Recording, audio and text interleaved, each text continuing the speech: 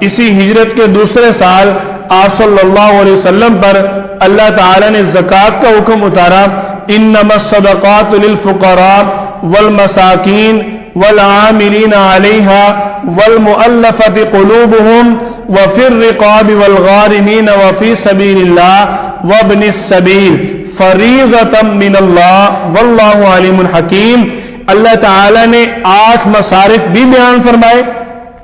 انما الصدقات کہ جو زکوٰۃ اور صدقہ ہے، صدقۃ الفطر کا بھی حکم اسی میں ہے اور زکوٰۃ کا حکم بھی اسی میں ہے۔ زکوٰۃ کا حکم نازل کرنے کے ساتھ ہی اللہ تعالیٰ نے اس کے جو مصارف تھے وہ بھی بیان فرما دیے۔ پہلا مصرف فقراء، پھر مساکین، پھر عاملین۔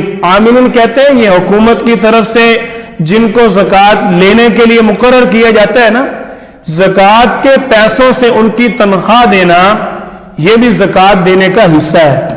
زکوٰۃ کے پیسوں سے ان کو تنخواہ دینا یہ جائز ہے۔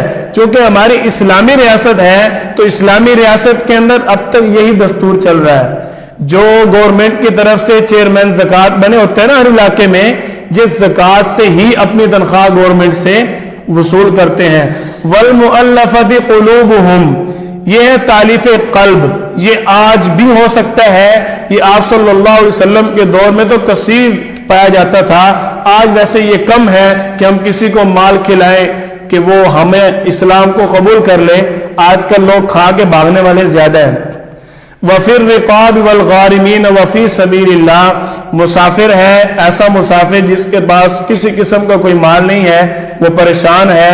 وابن السبیل کو اللہ کے راستے میں کوئی جہاد کر رہا ہے تو ان کو بھی زکوٰۃ دی جا سکتی ہے۔